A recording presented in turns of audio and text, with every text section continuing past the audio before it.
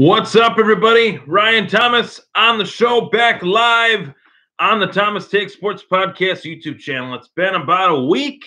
I thought I'd get on. It actually hasn't been a week. It feels like it's been a lot longer than it actually has been. I thought that it was a week.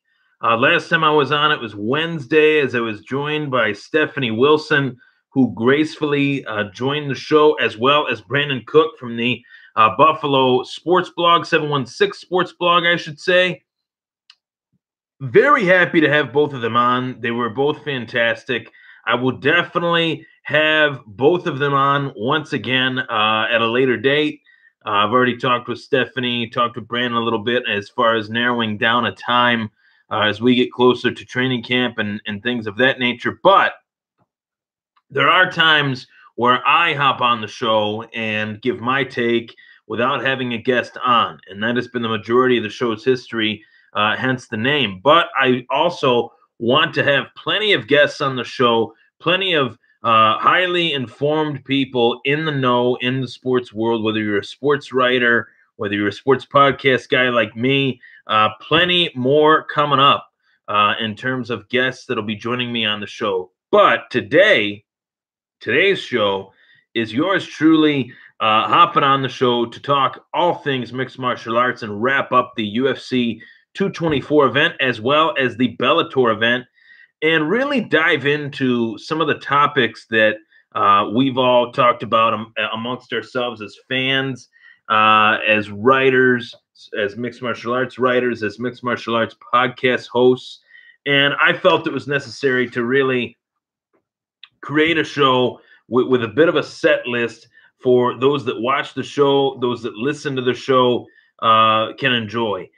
So let's get right to it. Raquel Pennington, Amanda Nunes, the main event at UFC 224 for the women's bantamweight title, the champion being Amanda Nunes, the challenger being Raquel Pennington, often called Rocky Pennington.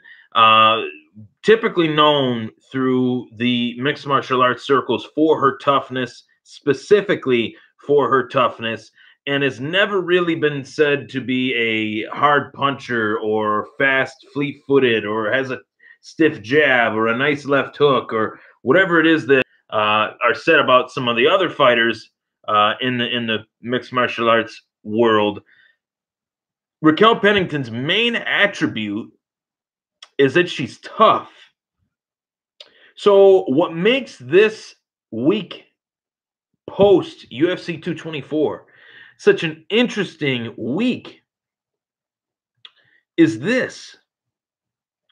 Raquel Pennington told her corner going into the fifth and final round of that fight, a fight, might I add, once again, a fight that was for the UFC bantamweight title, a title winning opportunity for Raquel Pennington. She steps into the out off her stool in the fifth round and says she's done. I have the transcript here of what her coach said, and it's often talked about in fighting that the rules are the coach is there to protect the fighters. The fighter has to live another day. Live another day is the saying. Don't go out on your shield each and every time. Leave more in the gas tank for the next fight. If you know this one's over, wrap it up. Maybe even throw in the towel if you're getting beaten pillar to post, which it appeared as if Raquel Pennington was, and call it a day. Raquel Pennington said she was done. No more, no more. Her coach said, no, no, no, no, no, no. Come on, girl. I know it hurts. I know. Let's power through this. All right. Change your mindset. Throw everything we got. We'll recover later. Now, it's very easy for me from the outside looking in. I'm not a fighter. I have competed, not in fighting, but in other forms of combat, whether it's wrestling or boxing throughout my years as a junior. I don't know it at this level. I will be the first to say it. I've never been in there, but this is pretty black and white. The corner in a fighter's, the cornermen in a fighter's corner, a corner woman in a fighter's corner are a part of that fighter. They're an extension of that fighter. And when you have a fighter willingly saying that she's done, she cannot go on, she cannot do much more, it's over, no more, and her corner tells her, change your mindset, throw her everything we've got, we'll recover later. What does that exactly mean? We'll recover later. We meaning him, in this case, the gentleman that, Rocky Pennington's head trainer said, we'll recover. Correct me if I'm wrong, but will this gentleman be draining her nose? Will this gentleman be taking her to her doctor's appointments to have her face practically reconstructed? Will this trainer be there step by step to quote unquote recover later? Why willingly, knowingly put your fighter in that position? It's almost like a coach knowing that his quarterback doesn't have much left and knows that this is not for the best of the team, and he benches him, or he makes him sit out a game, or he forces him into retirement. And I'm not saying that this is the same thing as what Raquel Pennington will live to fight another day. But going out there, knowing, not knowing, but in your head knowing that one judge had Raquel Pennington winning on the judges' scorecards, and that was in the second round. One judge had Raquel Pennington winning a round heading into the fifth round of that fight. She had largely been beaten. She had largely been battered. She had largely taken years off of her fighting career with the performance by Amanda Nunes against Raquel Pennington. Amanda Nunes took some years off of Raquel Pennington's career in that fight.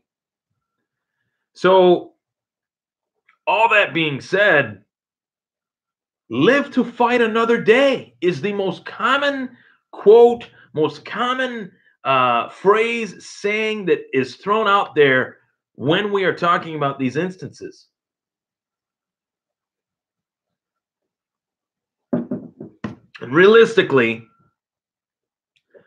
I, for one, did not watch the fights. I was not fully enamored with this UFC 224 card. And those of you that know me know that I'm a massive, massive mixed martial arts fan, dating back to the beginning. But this card was just not worth my $65. I'm sorry. This card was just not worth my driving to Timbuktu to watch it at a Buffalo Wild Wings and get served terrible food. It just wasn't worth that. Wasn't worth that for me. Personally, it just wasn't. Her biggest asset, as I mentioned earlier, is her toughness. And being that her biggest asset is her toughness, if she feels like she needed to quit, then for God's sakes, let her quit. It's a rare occasion.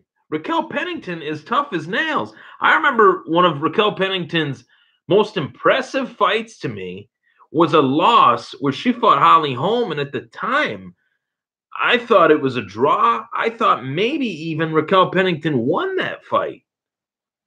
And I could see where Holly Holm won the fight too. It was very close. I thought justly, fairly, it should have been considered a draw. It wasn't. Holly Holm got the decision.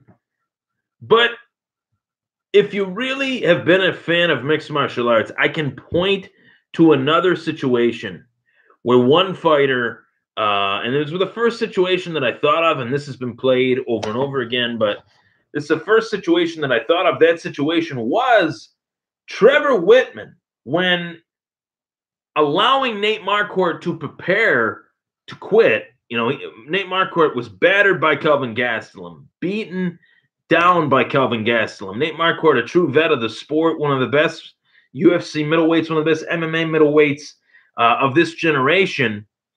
He's getting battered, bruised, beaten, and Trevor Wittman, says, "You all right? You okay?" Nate says, "I'm done. I have nothing left." Trevor Whitman says immediately, that's it, enough, we're stopping it, fight's over, Nate's done, that's it.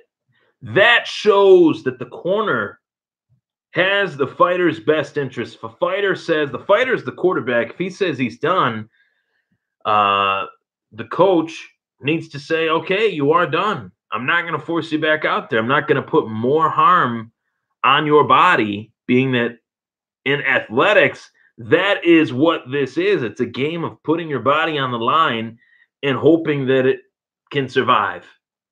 It's a 50-50 chance each and every time, whether you're a baseball player, whether you're a basketball player, whether you're of any sport. There's always risk in sport to be hurt, even in golf.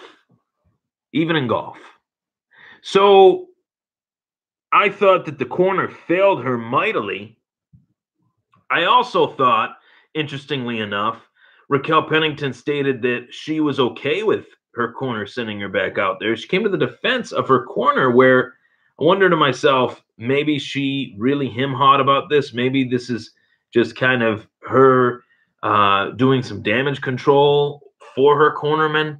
I don't know, but if that was me, if I said I was done and my corner said, we'll recover later, knowing full well that I'll only see my cornerman when we train, not cornerman won't live with me, the trainer doesn't live with me, the trainer hasn't known me since I was a 10-year-old kid, things of that nature, I'm not going to, quote-unquote, go out on my shield and be that person that ends up getting their face rearranged like Amanda Nunes did in the fifth and final round.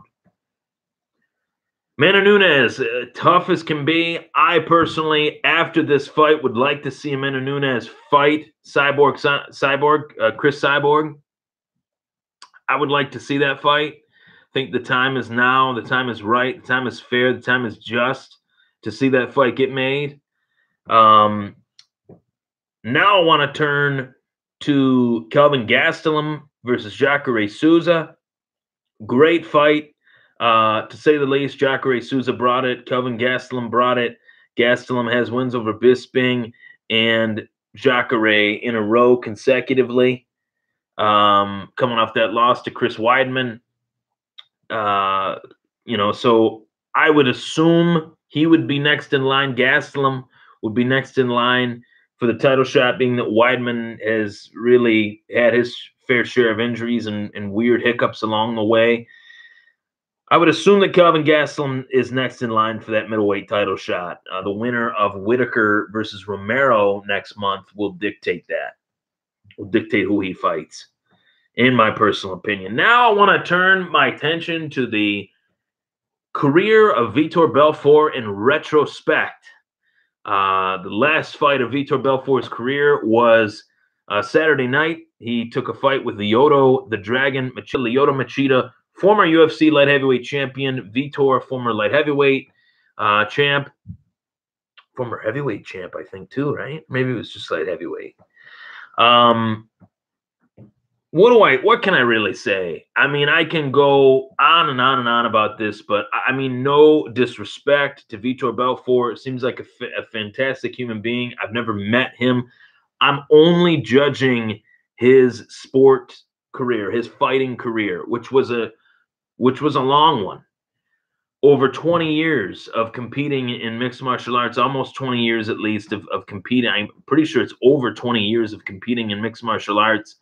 Back in the day when they didn't even have weight classes, back when he was fighting the Tank Abbotts and the small arenas and stuff like that, he fought in every single era of the sport.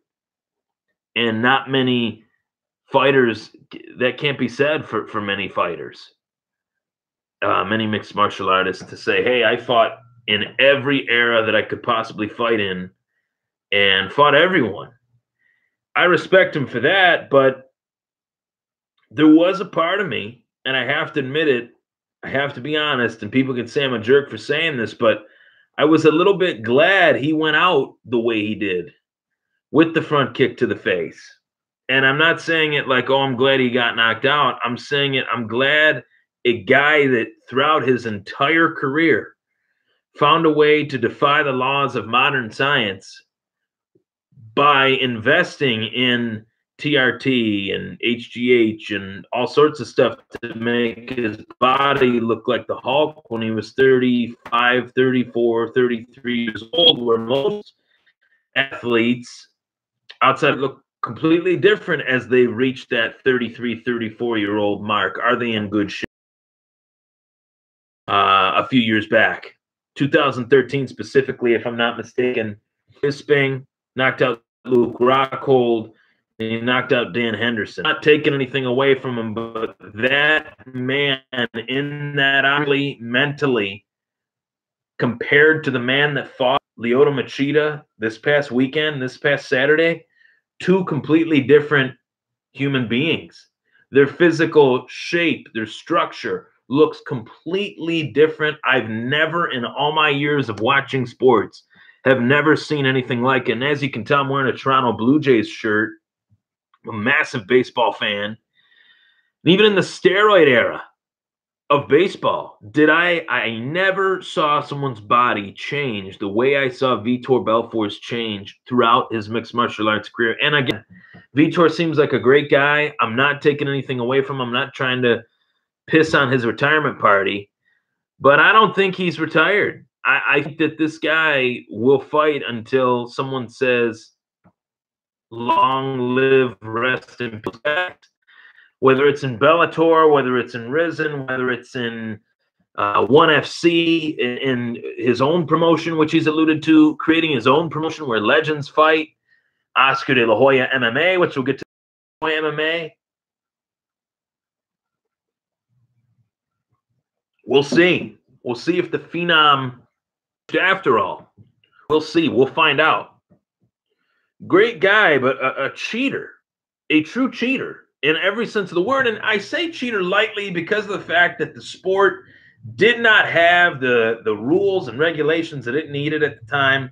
And many, many, many fighters, if not all the fighters, bent the rules to their advantage, took what they needed to take to their advantage. And we've seen the fallout in some fighters' careers, John Jones especially, since USADA became a part of the UFC. We've seen what has taken place. Vitor's body completely changing. So whatever he was taking was working. When USADA stepped in, Vitor had to be fresh, be clean, be ready, and look completely different.